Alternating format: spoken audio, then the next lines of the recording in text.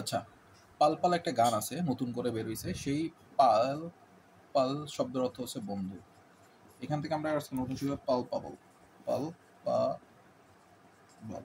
পাল Bubble শব্দের অর্থ হচ্ছে স্পর্শ করা যায় এমন।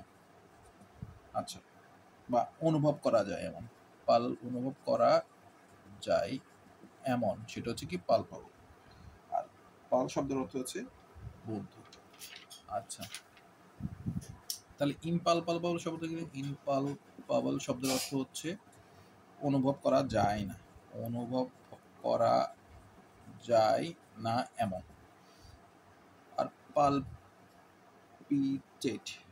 আমরা বলি পালপিটেশন, অত ধরপড়, ভয় কাঁপা, ভয়ে কাঁপা, বা বুক ধরপড় করা, পালপিটেশন বা পালপেট একই শব্দের অর্থ। আচ্ছা, পার্শিয়াল। পার্শিয়াল শব্দের অর্থ হচ্ছে আংশিক।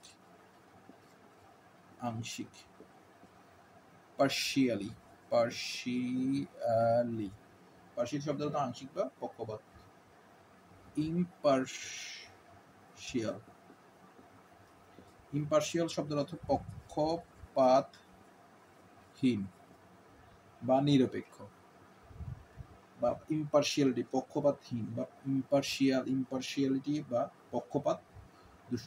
পার্শিয়ালি শব্দের অর্থ যদি হয় আমার পক্ষপাত, পার্শিয়াল শব্দ তো আংশিক, কিন্তু পার্শিয়াল পার্শিয়াল পার্শিয়াল পার্শিয়ালি শব্দের অর্থ হচ্ছে পক্ষপাত, পক্ষপাত পূর্ণ। আর ইম্পার্শিয়াল শব্দের অর্থ হচ্ছে পক্ষপাতহীন। আচ্ছা, এটা গেল। এরপর আরো কয়েকটা ওয়ার্ড দেখি। সেটা হচ্ছে পাস্ট শব্দের অর্থ আমরা জানি যে অতীত। আর প্যাসেঞ্জার,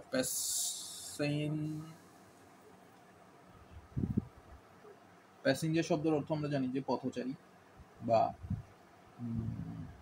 যাত্রী। তো সেখান থেকে আমরা একটা শব্দ শিখব পাসি। পাসি শব্দের অর্থ হচ্ছে আমার অপ্রচলিত, এটি একটু অপ্রচলিত ওয়ার্ড। পাসি শব্দের অর্থ বা সেই অপ্রচলিত বা সেকেলে, সেকেলে। আচ্ছা,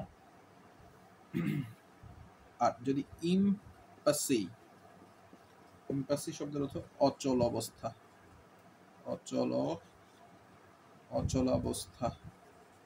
আচ্ছা, আর একটা ওয়ার্ড সেটা হচ্ছে প্যাস্টিশ, PSTICHE, প্যাস্টিশ। প্যাস্টিশ শব্দের অর্থ হচ্ছে অনুকরণ। অনুকরণ, কোন শিল্পীর অনুকরণ যদি শিল্পকর্ম করে সেটা হচ্ছে অনুকরণ। অর্থাৎ অন্য কারো লেখার স্টাইল বা রীতি অনুসারে যদি কোনো শিল্পকর্ম রচনা করে সেটা হচ্ছে কি প্যাস্টিশ।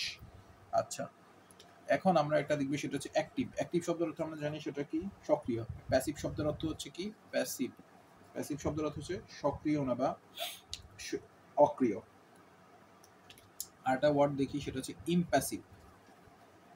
ইমপ্যাসিভ অর্থাৎ নির্বিকার, নির্বিকার বা নিরাবেগ, যার মধ্যে কোনো বেগ নাই বা কোনো ধরনের ইমোশনাল বা আনইমোশনাল, সেটা বোঝানো ইমপ্যাসিভ আমরা বুঝে থাকি।